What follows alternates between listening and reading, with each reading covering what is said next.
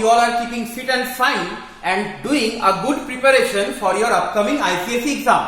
Today we are going to discuss analytical chemistry. This chapter you will find after acids, bases and salts. Okay.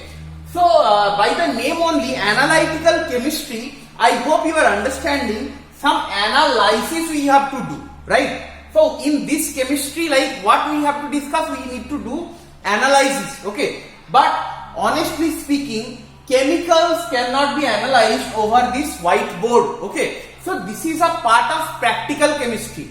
I am sure your teachers will guide you like in the lab also to see all these informations by like your own eyes. Okay. So here analyze we have to do, and in chemistry there are two types of analysis. One is what? Qualitative analysis, and another one is what? Quantitative analysis. Quantitative analysis. Okay. Quantitative analysis. So, like by the name only you understood, by quantitative analysis, we analyze quantity. That means we discuss sometimes that what is the strength of a solution, what is the molarity, what is the concentration in gram per liter, what is the normality, okay, etc. But by qualitative analysis, we discuss what? Quality of any unknown substance or any unknown salt. Okay. And in chemistry, quality means like you know that whether it is pure or impure, okay, etc. But here in analytical chemistry, by qualitative analysis of salts, we generally detect two things. Okay. I know, like I am sure you know what a salt is. In a salt, a cationic part and the anionic part will be there, right? Any salt consists of one cationic part, that is metallic part M, okay, and N, that is the non-metallic part. But by definition of salt only we learned this cationic part cannot be H plus and the anionic part cannot be OH minus or O2 minus, okay. So this is suppose any salt. So if you want to do like the qualitative analysis of an unknown salt, you need to detect the cation and you need to detect the anion. And if you can detect this cation and anion, then you can say that what salt is there. Suppose after doing some experiment you come to know this salt is made up of Zn2 plus ion. Zn2 plus is the cation and say NO3 minus is the anion present. Okay. So the salt will be the salt of Zn2 plus and NO3 minus. Okay. What is the salt of Zn2 plus and NO3 minus? Zinc nitrate. So what I am saying, by in chemistry, by qualitative analysis, we detect either cation or we detect either anion. Okay. But like before we like take the unknown sample in the lab for any real experiment, we can observe what color salt is given. By seeing the color of the salt, we can have an approximate idea. Okay, we can have approximate idea that what cation can be present. Actually, in this part, in this segment, we will mainly talk about detection of cations. Okay. So, like if some white salt is there, then it can be calcium, then it can be zinc, then it can be lead, then it can be ammonium, etc. If it is light blue, bluish salt, then it can be Cu2 plus can be present. Okay, and just all ions. Okay, NH4 plus salt. If it is say little yellow in color, yellowish brown or yellow, then Fe3 plus. Okay, if it is a salt of Fe3 plus. If it is say like a little greenish in color, then the cation should be Fe2 plus. But these are not confirmatory tests. Okay, you can have an idea, but to prove that either Fe2 plus, Fe3 plus or whatever is there, you need to perform some real experiment. Okay, by the physical property, this is the color. Color is a physical property. By looking at the physical property, you cannot be confirmed. Similarly, you can like write for like anions color also, like MnO4 minus is the permanganate ion. the color of permanganate salts are like purple or pink. Okay, then like if you chromate ion CrO4 2 minus, okay, K2Cr2O4 dichromate ion, okay, this is orange in color. Dichromate salts are orange, ammonium dichromates are orange, potassium dichromate is orange. Okay, then chromate CrO4 minus, this is green.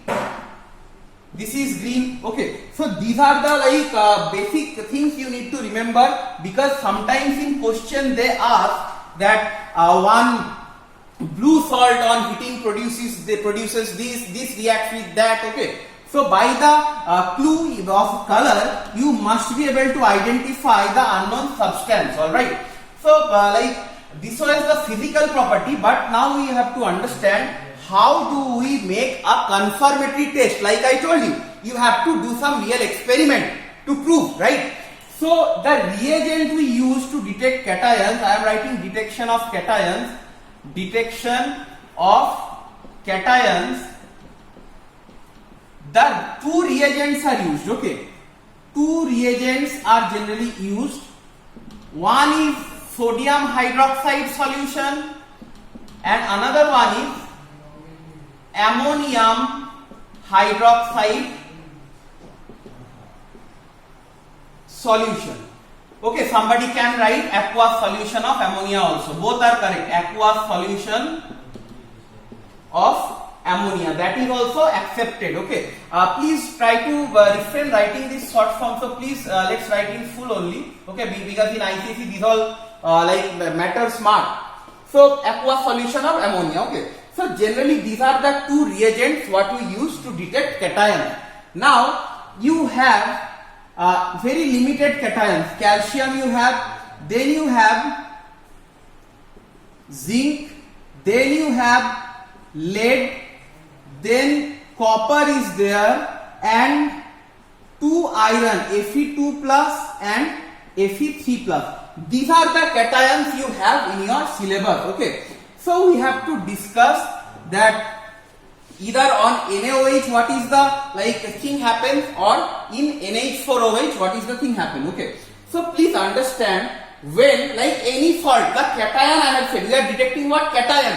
So we are not restricting these cations to any anion. It can be calcium nitrate, calcium carbonate, calcium sulfate, calcium sulfide, any calcium salt where this Ca2 plus ion, calcium ion. Okay, children, please understand, if you write calcium ion, sometimes you do not get marks. You must write Ca2 plus ion, or you write in word calcium ion. Okay, this will carry mark. But if you write Ca ion, this is not awarded in ICSE and you will lose marks.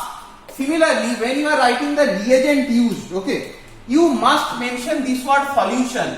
If you do not write solution, you will not get the marks. Alright. So anyway, in class 9 you have learnt about flame test also little bit. So here we will be first adding NaOH and we will see what what thing happens. Let me tell you that either it is NaOH or NH4OH, this OH part is common, right? This OH part is common. So whenever this NaOH or NH4OH, they react with these cations, the respective hydroxide is formed. I hope you are understanding what I am saying. Suppose I take a salt, calcium and nitrate, plus say I am giving sodium hydroxide. So 2 NaOH I have given because the formula of calcium hydroxide will be CaOH whole 2 plus 2 NaNO3. The hydroxide will be common.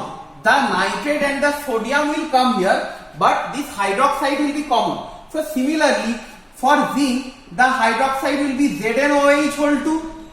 For lead, it will be what? PbOH whole 2. Similarly, for copper, it is CuOH whole 2. Then you have iron 2 hydroxide or ferrous hydroxide and iron 3 hydroxide or ferric hydroxide. Now let me tell you, all these hydroxides, they are insoluble. They are insoluble. Alright. That means what? They will give precipitate.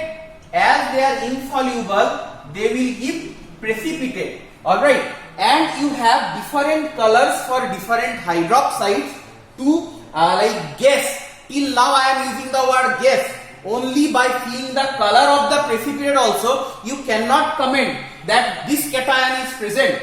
So let me tell you that what are the colors of this precipitate. Okay, so zinc hydroxide, lead hydroxide, and I missed out one calcium hydroxide I have written here. I am writing calcium hydroxide here also. So these calcium, zinc and lead, these three are white precipitate. They give white precipitate. In books you will be finding chalky white, zinc, like calcium is chalky white, lead is chalky white, zinc is gelatinous white. These all things are written. But my suggestion is, don't study this chalky white, gelatinous white, whatever is given. White. If you write just white, council will give you marks. Okay. Let's not get confused by remembering these colors adjective. Okay, chalky, gelatinous, not required. So calcium hydroxide, zinc hydroxide and lead hydroxide, they give what? White color precipitate. Whereas copper hydroxide, that gives pale blue precipitate. You can write light blue also, same thing, pale blue precipitate. Iron 2 oxide's color is green. Iron 2 hydroxide gives green color precipitate, whereas iron 3 oxide gives what? Reddish brown precipitate. Reddish brown precipitate. Okay, so these are the action of sodium hydroxide I have said. Sodium hydroxide, that means whatever I have taught till now, if you use sodium hydroxide here, then you will get these all colors precipitate, with calcium, zinc and lead white, with copper light blue, with iron 2 with ferrous iron it is green. Okay, in book it is written dirty green, you can write dirty green, no problem.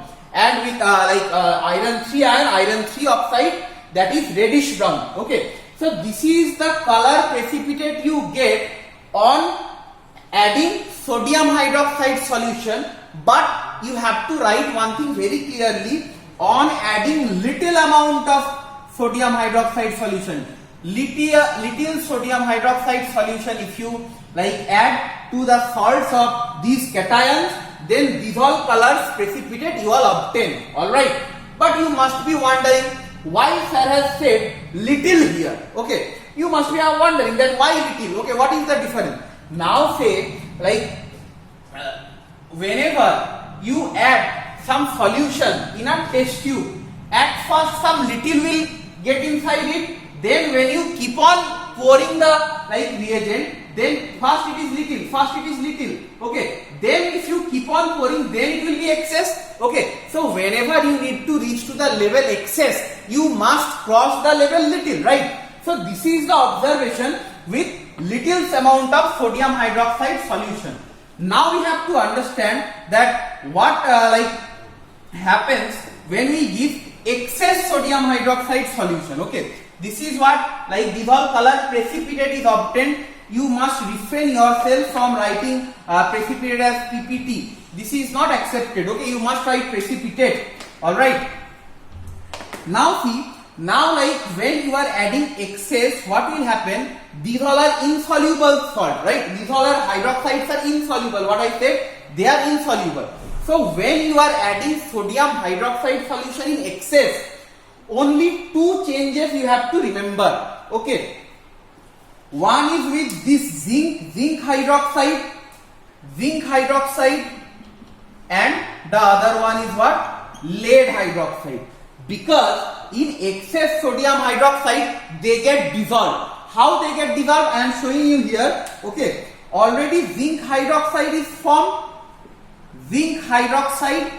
Now, if you add more NaOH, one soluble salt is formed. See, this was insoluble, but if it reacts with this, one soluble salt is formed, and that salt is known as sodium zincate. Na2ZNO2. Zincate ion is zincate anion is divalent anion, so Na2ZNO2. Alright, so you have to give 2 NaOH here, alright, and plus how many H2O? Here 2, here 2. So 2H2O. I hope it is balanced. 2 oxygen that side, this side, 4 oxygen, that is also very, it is balanced. So this sodium zincate is being formed on adding excess. Okay, this is what excess. Alright, that is why this zinc hydroxide, it gets dissolved. So here the observation was what? That one white color precipitate is obtained. Now you have to write which dissolves in excess to give a colorless solution. This is, children, please remember, this is what? Colorless. Okay, this is colorless. Now like this zinc hydroxide, this lead hydroxide also does the very same reaction to give like the colorless solution. The same thing. Okay, just Zn will become Pb. Same thing, you can just change this Zn is Pb. Okay, then Na2PbO2 it will become, and the name is what? Sodium plumbite. Previously it was sodium zincate. Sodium zincate, and now the name of the salt is what? Sodium plumbite. Alright, so that's all from the concept of addition of sodium hydroxide solution. Please remember, on addition of little you are getting the insoluble hydroxide precipitate, but on adding excess just to this zinc and lead, zinc ion and lead ion ka salt is giving what? That like colorless solution, because either sodium zincate is being formed or sodium plumbite is being formed, and both are soluble. Alright, children, now we have to understand what happens with NH4OH solution. I taught you like what happens with sodium hydroxide solution. Now I will teach you what happens when you use little ammonium hydroxide solution. Little ammonium hydroxide solution. Alright, see, like as I taught you that hydroxide will be formed. There is no alteration in that. Respective hydroxides has to be formed. Okay. So if the hydroxides are formed, so the colors are also same. Like calcium will be giving white precipitate, zinc also will be giving white precipitate, lead also by giving white precipitate. Okay. But there is only one exception. Like if you write calcium carbonate plus 2NH4OH, like we wrote this equation, na, calcium carbonate plus 2NaOH gives calcium hydroxide, which is a white color precipitate, plus Na2CO3. So similarly you can say here also we will get calcium hydroxide, then NH4 2CO3, ammonium carbonate you will get. You may think this equation in this way. So that means with ammonium hydroxide also, calcium should give this white precipitate. But children, here is a little exception. Here calcium carbonate or any calcium 2 salt on reacting with sodium hydroxide solution will be giving a white precipitate. But any calcium salt on reacting with ammonium hydroxide solution will not give any white precipitate, because this reaction does not take place. Now why it does not take place? It is not there in isosyllable. Don't ask me why. Okay, but like please remember, this is the only difference between like NH4OH and NaOH with little amount. So with little amount of sodium hydroxide, calcium hydroxide we will not be getting. All right. So if from here one very important question can be discussed, give a chemical test to distinguish between ammonium hydroxide solution and sodium hydroxide solution. So what reagent you can use? You can use any calcium salt, say calcium carbonate, calcium nitrate. In the case of like sodium hydroxide, you will be writing a white precipitate is obtained that is insoluble in excess sodium hydroxide solution, and in that case you will be writing no white precipitate is obtained, because this reaction is not possible. Okay, only this reaction is possible. So you understood what happens with little amount of ammonium hydroxide. Zinc lead will be giving you white precipitate like sodium hydroxide. Copper ion will also see, this is cupric ion by the way children. I know many of you know this is only the copper fan, but CuPriC. Cupric ion is Cu2 plus. Okay. Copper has variable valency. The another ion possible for copper is Cu plus, but we do not have Cu plus. Cuprous we do not have, only cupric.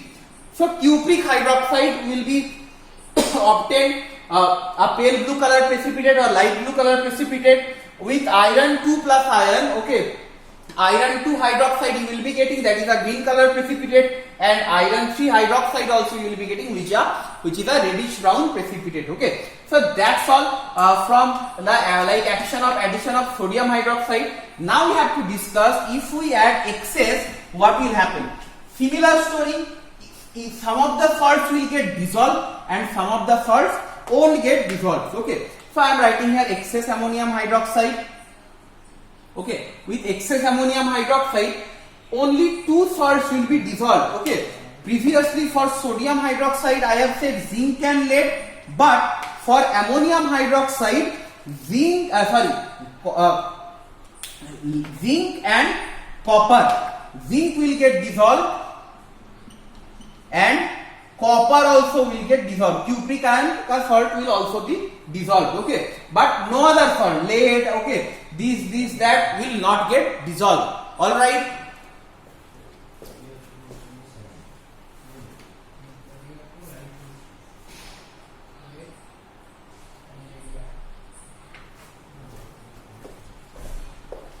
So let's see how they dissolve. Okay, so on adding like little amount of ammonium hydroxide, you got zinc hydroxide, okay, and you got copper hydroxide. All right, and previously some copper salts were there. So like what you have to remember, the color. First you have to remember the color of the solution once it is getting dissolved. For zinc, it will be white, colorless solution, like you have written for sodium hydroxide also. Similarly, colorless solution, but for copper hydroxide, pale blue precipitate will turn deep blue or inky blue, you can write. Deep blue or inky blue solution. Inky blue solution. Or name the compound produced when please listen to me. Name the compound produced when excess amount of sodium hydroxide is added to zinc carbonate. Okay, so what I said, excess NaOH solution is added to what? NaOH solution is added to what? Zinc carbonate. So excess, at first zinc hydroxide was there on little, at first zinc hydroxide. Then on adding excess, what will happen? It will get dissolved. It was insoluble. That is why you got white precipitate. But on adding extra, you remember Na2ZnO2 was formed. So your answer will be sodium zincate. You must not write the formula if name is asked. Okay. So I hope you are understanding. Similarly, here also the name of the respective compounds you must know after getting dissolved what is being formed. Okay, so for copper, for both of them, for copper and zinc, like complex salts are being formed. Okay, either if you are doing the experiment with copper sulfate, if the salt taken is say copper sulfate, okay, then the compound that will form is tetramine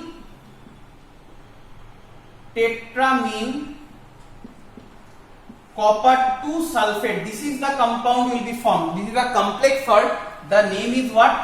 Tetramine. That means tetraamine. NH3 is known as amine group. Tetramine copper within bracket Roman 2 sulfate. Okay. If you are using copper sulfate, okay, with excess sodium hydroxide, with excess ammonium hydroxide, then you will get tetramine copper 2 sulfate. But if you use any other like copper salt, say copper nitrate, copper carbonate, say copper carbonate, any other, okay, for copper sulfate you will get tetramine copper 2 sulfate, but for any other copper compound, cupric compound, you will be getting Tetramine copper 2 hydroxide. Just sulfate will be changed to copper 2 hydroxide. Understood? So these names sometimes they are formula also, like if you find it difficult it will not be just the name is important. Okay. Similarly for zinc, if it is like with zinc sulfate, if the salt you are using that is zinc sulfate, then tetramine zinc 2 sulfate will be there. This is my tetramine zinc 2 sulfate, or with any other salt than zinc sulfate, tetramine zinc hydroxide, same. Okay, so tetramine zinc 2 sulfate. See, if at last sulfate then sulfate, why tetramine? Because NH3 is known as amine group, 4 are there, so tetra. And why this Roman number? Because the oxidation number or the valency 2 plus. Here also Cu2 plus, that is why copper 2. So this much will be asked from the action of sodium hydroxide or ammonium hydroxide. Okay. But one very important question comes, like let me tell you what type of questions are asked from these all facts. Till now I have given you the facts. Okay, if you add little, this color precipitate will be formed. If you add excess, this will be dissolved. So two types of questions are important from all these facts. Okay, one is the observation type of question and the other is what, like give a chemical test to distinguish between. So first we will discuss about some observation questions. Observation questions. In observation questions, you have to write what physical change is visible. Suppose I am giving you two examples. State your observation when sodium hydroxide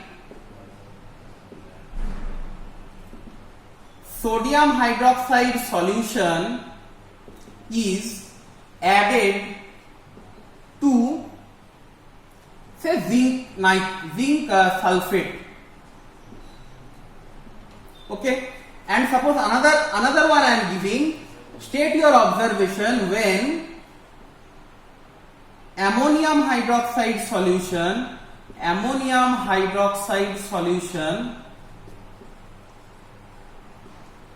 is added to say iron 2 sulfate solution. Ammonium sulfate solution is added to iron 2 sulfate. Suppose these two observation question has come. How you should write your answer? See, here reaction, name of the compound, nothing is asked. What is being asked? Observation.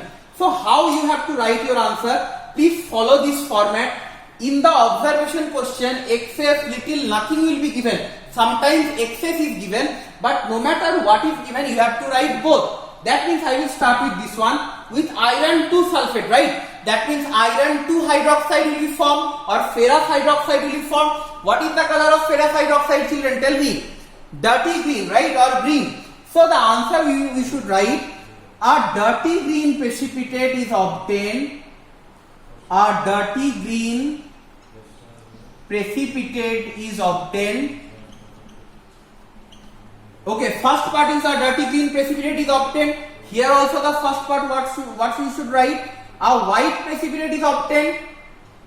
A white precipitate is obtained. Okay, but this is we have written for the addition of little amount, but in answer we have to write both. So a white precipitate is obtained. Here also we write is obtained.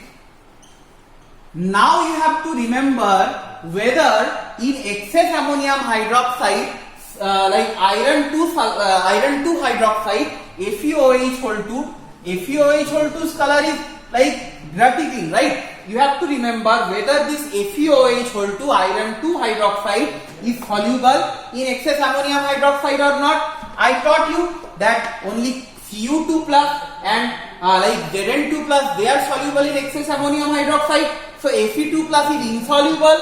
So we have to write which remains insoluble. Which remains insoluble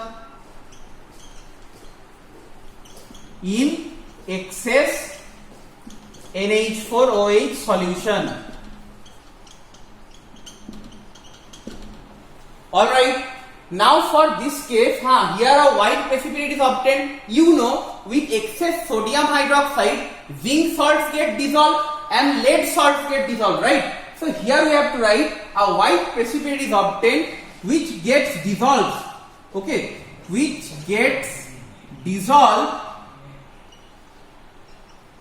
in excess NaOH solution,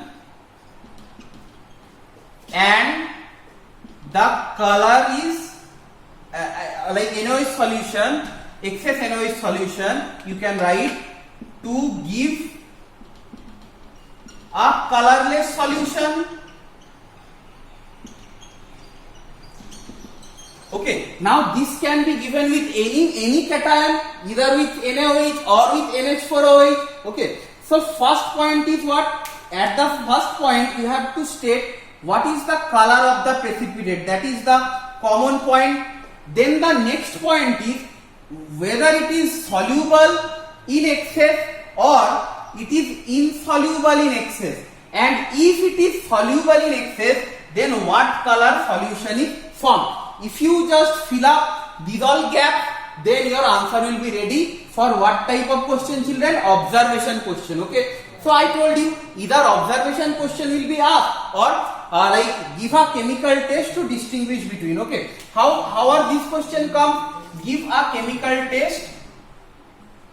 Give a chemical test to distinguish between pairs of compounds. Say in number 1 I am giving FeCl2 and FeCl3. Okay, and in number 2 I am giving NaOH solution and NH4OH solution. Sometimes they give the reagent in bracket. Okay, sometimes they do not give. We will practice as they are not giving what reagent. But what point you must understand, okay, that whenever you will be writing the answers of give a chemical test to distinguish between following pairs of compounds, very wisely you must choose the reagent used. Okay, now FeCl2, FeCl3. Here it is Fe2 plus and here it is what? Fe3 plus. So what reagent can differentiate them? Sodium hydroxide or ammonium hydroxide, both will do, right? So here we should write reagent used. You should write nicely sodium hydroxide solution, or you can write ammonium hydroxide solution. So what will be your answer? Fe2 plus, dirty green precipitate, okay, which is insoluble in excess. Here also what? A reddish brown precipitate, which is insoluble in excess. Okay, this is how you should write the answers of like give a chemical test to distinguish between. Okay, and then suppose if I show you the second question, okay, that is NaOH or NH4OH. How to do that? Say here I am writing NaOH and here I am writing NH4OH. Okay, we will just rub this part, because here what we need to write? We need to write reagent used. For NaOH and NH4OH, all are giving same precipitate at first. Okay, only the difference in solubility and insolubility. But I taught you just a while ago, any calcium salt, they give a precipitate with NaOH, but they do not give any precipitate with NH4OH. So any calcium salt can be taken. So I am writing CaCO3 solution. Okay. So here white precipitate will be obtained. White precipitate will be obtained insoluble, which is insoluble in excess, and here no precipitate will be obtained. But to show you everything on the board, I wrote PPT. In your copy you must write precipitate, and nicely you should complete this part. Dirty green precipitate is obtained, which remains insoluble in excess NaOH solution. A reddish brown precipitate is obtained, which remains insoluble in excess NaOH solution. Alright, here also you must complete and write very nicely. A white precipitate is obtained, which is insoluble in excess sodium hydroxide solution. No precipitate is obtained in this way. Okay, you have to work a lot To make your copy look very presentable. In chemistry, knowing concepts won't help. You have to present your copy also very nicely. Okay.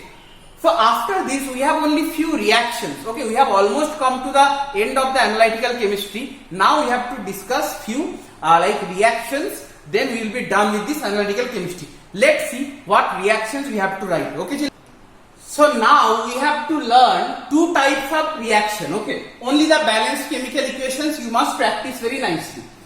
One is what? Action of NaOH, and another is what? Action of KOH on certain metals and their oxides and hydroxides. I have written the metals and their respective oxides where we have to learn the action of NaOH and KOH. Now you must be wondering why only these metals are chosen. Because these metals are amphoteric in nature. What?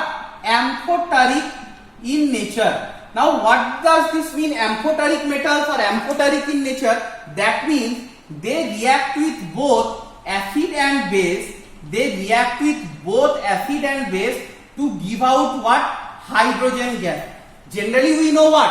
Acids metals liberate hydrogen gas on reacting with acids, right? But there are few metals, basically these three metals, zinc, lead and aluminium, they liberate hydrogen even on reacting with base. In probably some base acid chapter I have told you. Anyway, so we will see how they react, okay, with these bases NaOH and KOH. So I am writing Zn plus say NaOH, okay, Pb plus NaOH, aluminium plus NaOH, okay, and here I will write what? Zinc plus KOH, lead plus KOH and aluminium plus KOH. Let me write there for their oxide also, NaOH plus NaOH plus NaOH.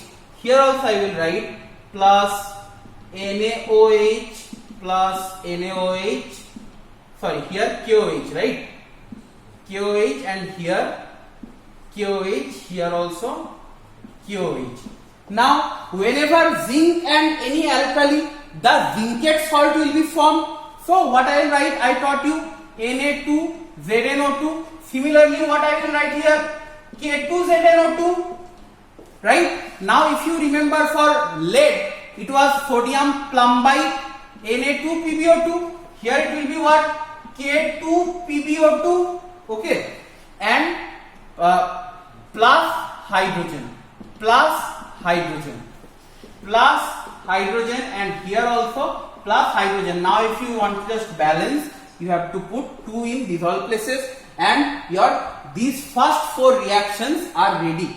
Now this is a little like different. Why I am saying is a little different? Because for aluminium and alkali, when it is happening for only aluminium, alright, what has to be done is like some water has to be added, and here only children do the mistake. On this side only water will be added when aluminium is reacting with, not the oxide of aluminium or hydroxide. When only aluminium metal reacts with the alkali, water has to be written in the reactant side. That is why I am writing with red, so that you all do not forget. Okay children? So now let's see how the reactions will happen here. Very similarly, sodium zincate, sodium plumbite, so sodium aluminate, NaAlO2. This is another difference. AlO2 is a monovalent anion, whether ZnO2 or PbO2 are divalent. So that is why we have written Na2ZnO2, Na2PbO2, K2, okay there. But when we are writing with aluminate, it should be NaAlO2 or KAlO2, okay. I hope you understood what I am speaking about, right? Gives, here I am writing potassium aluminate, KAlO2, and hydrogen gas. I taught you the definition of amphoteric nature. Hydrogen gas has to be produced plus hydrogen. Now we have to balance it, okay. So here 2 will come, here also 2 will come, here also 2 will come, alright, and here also 2 will come. Similarly, this side also 2, 2, 2 and 2. See, my balance is done. So you have learned that what happens like when like metals, zinc, aluminium or lead, they react with alkalis. Now we have to see what happens when their respective oxide. First we are doing with oxide. When their oxide reacts, what is formed? All the reactions like see, for Zn plus 2NaOH you got Na2ZnO2 plus H2. Similar thing will, first you will write similar. Whatever you have written you will write similar. Now if you observe this equation, you have balance also same. Here, what is the difference between these two equations, you tell me? Only here it is Zn, it is ZnO. So one extra oxygen is being added. So you will also add this extra oxygen with the hydrogen. So with oxide you will not get hydrogen, but you will get what? Water.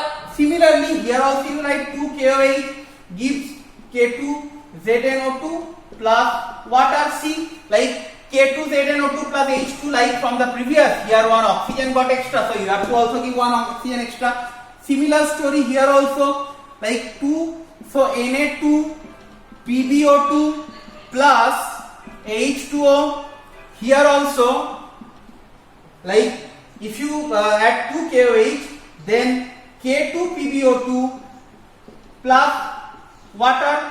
Alright, now let's see what happens for aluminium. Okay, what I have taught you the same thing. So what your product was 2NaAlO2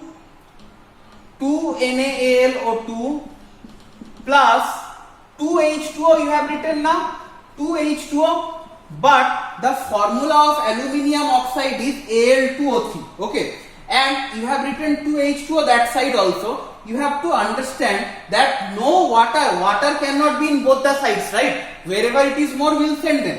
So I have written 2H2O, but we have to change few things. Here Al2O3 plus 2NaOH will come, plus 2NaOH will come, and then the like water will be only how many children? Here 2 to the 4. So one water only will be there. Okay. So 2NaAlO2 plus only one water. Now I hope you are understanding why only one water. See here, like here one water, and here if you write 2 water, then this side and in the product side only one water is extra. So it is right. I hope you understood till here. Okay. Similarly, what we have to write here? 2 KOH. So 2 KAlO2 plus water. I hope we are done.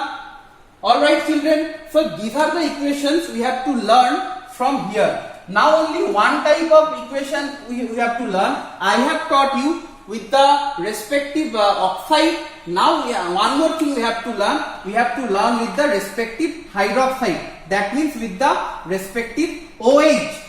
Here we have done with first ZnO.